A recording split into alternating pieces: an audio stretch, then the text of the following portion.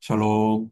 하나님이 세상을 이처럼 사랑하사 하나님께서 세상을 나와 여러분을 어떻게 사랑하셨는지 알고 깨닫고 느끼는 것은 정말 축복이 될 줄 압니다. 성경 창세기부터 요한계시록까지 초지일관 있는 얘기가 하나님이 세상을 사랑하셨고 사랑을 하시기 위해서 하나님만의 특별한 방법을 보여주시고 실천하셨다는 것입니다. 그 성경의 말씀 중에 핵심이 요한복음 3장에 기록되어 있는데 14절에서 21절 말씀에 핵심들이 있습니다. 하나님께서 원하시는 것은 나와 여러분이 영생을 받기를 원하시는 것이고 또한 세상 믿지 않는 사람까지도 구원을 받기를 원하는 것입니다. 하나님의 말씀을 믿고 따른 사람들은 세상에 속하지 않고 진리를 따라 행하기를 원하시는 것이 하나님의 뜻이고 하나님의 사랑이다. 이렇게 증거되어 있습니다. 이 말씀을 증거하면서 은혜 받기 원합니다. 하나님은 영생을 우리가 받기를 원하십니다. 말씀은 모세가 광야에서 뱀을 든 것 같이 인자도 들려야 하리니 그렇습니다. 인자가 들려야 하리니, 인자가 죽어야 하리니라는 뜻입니다. 그런데 모세가 광야에서 뱀을 든 것 같이라는 이 배경을 알려면 출애굽한 이스라엘 백성들이 광야에서 하나님의 처사에 대해서 불평불만을 했습니다. 그래서 하나님께서 불뱀을 놓아서 사람들을 물게 해서 불뱀의 독에서 고통받거나 죽어갈 때 그들이 회개하면서 우리를 용서해달라고 우리를 취해달라고 할 때 하나님께서 특이한 명령을 합니다. 모세에게 그 자기들을 물었던 불뱀의 형상을 달아서 장대에 높이 달면 그리고 그것을 보는 자는 살아나리라 그랬습니다. 이스라엘 백성들이 애굽에 있었고 광야에서도 경험이 직간접으로 있었기 때문에 불뱀의 해독제로는 다른 걸 쓸 수는 있을지언정 노뱀을 달아서 뱀의 형상을 다른 것을 쳐다봐서 그것을 산다, 해독제가 된다는 것은 인간적으로, 그러니까 객관적인 판단으로는 이해가 되지 않는 것입니다. 즉, 민수기 21장 8절은 믿음의 문제요, 순종의 문제인 것입니다.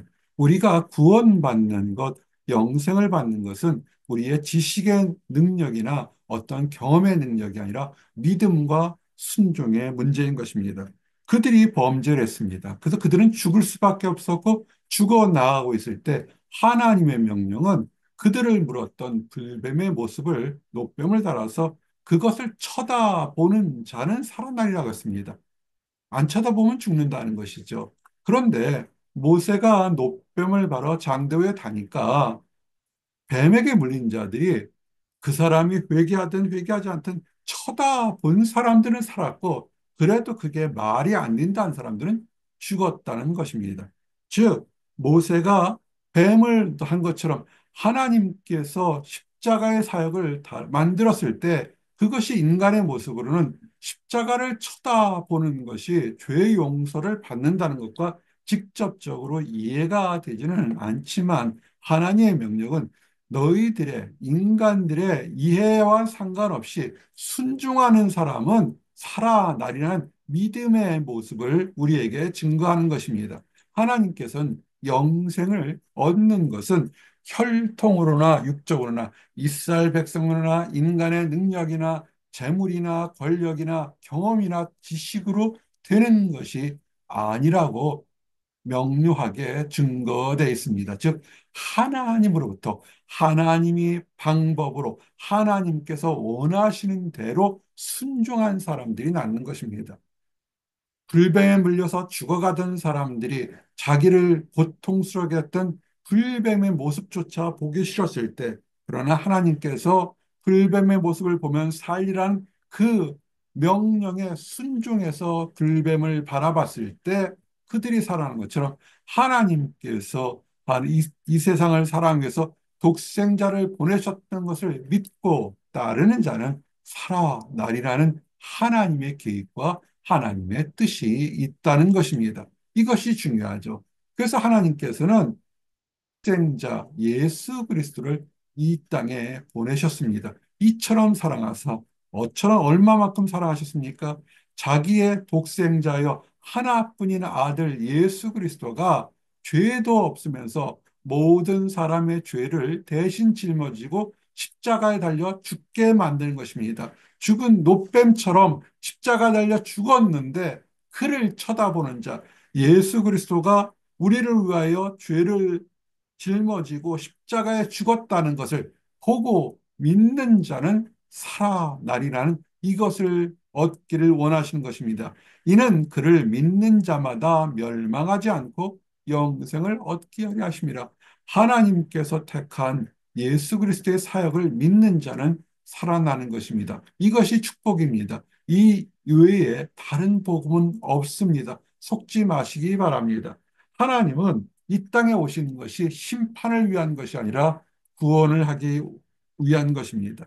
노아의 홍수를 이미 심판하셨고 마지막 때에 불로 심판하기 전에 그 과정까지는 하나님이 세상에 타락한 것과 세상의 문제를 아는데 세상을 구원하려 예수 그리스도를 이 땅에 보내주신 것입니다. 속지 마십시오. 정죄하거나 심판하는 것이 아니라 예수님이 오신 목적은 혼탁한 세상을 아시고 구원받게 하려는 것입니다. 예수님은 사람들의 연약함과 악함을 압니다. 사람이 내 말을 듣고 지키지 아니할지라도 내가 그를 심판하지 아니하노라. 예수 그리스도가 이 땅에 오셔서 하나님의 나라를 선포하고 죄 용서를 하고 많은 은혜와 축복의 복음을 말씀을 선포했지만 그들은 믿지 않았습니다.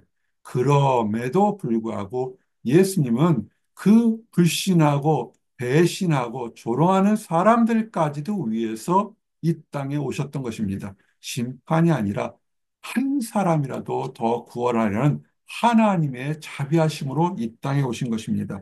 예수님이 이 땅에 오신 것은 세상을 구원하려 오신 것입니다. 그래서 독생자를 믿는 것, 이 땅에 온 것, 예수 그리스도의 사역 자체를 부인하고 회방하고 욕하는 사람들까지도 구원하려고 이 땅에 온 것인데, 그러나 정말로 이것을 믿지 않으면 이미 그는 심판받은 것과 똑같습니다. 왜냐하면 예수님만이 유일한 도피처요 생명이요 길인데 길을 인정하지 않고 다른 길로 가려고 그러면 그것은 멸망의 길밖에 없습니다. 내가 곧 길이요 진리요 생명이 나로 말미암지 않고는 아버지께 올 자가 없느니라. 예수 그리스도를 부인하게 되면 그가 당장 심판받아 죽지 않는다 할지라도 그러나 궁극적으로 그는 심판받아 하느님 나라에 들어올 수가 없습니다. 하나님께서 간절히 원하는 것은 예수 그리스도를 이 땅에 보내신 것은 나와 여러분 모든 세상 사람들을 살리려 한 것입니다. 그러나 이것을 쳐다보지 않고 인정하지 않으면 죽게 됩니다. 이들이 참으로 안타까운 사람들인 것입니다. 이제 예수님께서 우리를 위하여 이 땅에 오시고 십자가를 지셨다는 것을 믿으십니까? 그러면 이제는 그저 머리로 믿는 것이 아니라 머리와 마음과 온몸으로 이것을 믿고 실천하고 움직이셔야 됩니다. 빛이 세상에 왔을 때 사람들이 빛을 좋아하는 것이 아니라 어둠을 좋아해서 깨닫지 못할 때가 있습니다. 어둠이 깊은 것 같지만 빛이 오게 되면 어둠은 사라질 수밖에 없습니다. 그런데 어둠 속에 있어서 빛의 일을 깨닫지 못하는 것, 하나님의 축복된 말씀을 깨닫지 못하는 안타까운 사람들이 있습니다. 우리 주변에 복음을 전해도 예수 그리스도가 생명의 구세주라고 전해도 깨닫지 못하는 것은 그를 둘러싼 세상의 어둠이 너무 깊어서 하나님의 빛을, 하나님의 말씀을 깨닫지 못하는 것입니다. 그들이 조롱하고 회화한다고 분노하지 말고 사실은 안타까운 사람들인 것입니다. 그리고 하나님을 믿고 예수를 믿는다고 그러는데 여전히 옛 모습처럼 행악을 행하는 사람들은 그 사람은 하나님의 사랑을 깨닫지 못하는 것입니다. 깨닫지 못하기 때문에 그는 여전히 옛 모습처럼 악한 행동, 이간질, 시기, 다툼, 하나님의 사역을 성령을 회방하는 못된 일들을 하는 것입니다.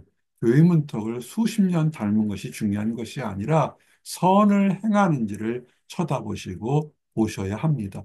빛의 자녀로 행동하셔야 됩니다. 그리고 빛이 어둠에 비추되 어둠이 깨닫지 못하더라. 현실적인 문제입니다. 하나님의 축복의 광명이 세상을 비추지만 어둠 속에 있어서 하나님의 뜻을 알지 못하는 안타까운 사람들이 있습니다. 그래서 예수님께서 어떻게 하셨습니까? 그 안타까운 사람들을 위해서 마지막까지 참으시고 십자가에 달려 죽기까지 하신 거 아십니까?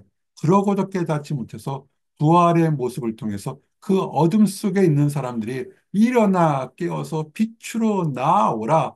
이단 사슬과 허무와 어리석음에서 벗어나는 것입니다. 그래서 하나님의 말씀을 따르는 사람들을 진리를 따르는 사람들이라고 합니다. 진리를 따르는 사람은 빛 가운데로 나오기 때문에 그들은 공의롭고 그들의 발걸음이 넘어지지 않게 됩니다. 하나님을 믿으면 진리 가운데 행하게 되는 것입니다.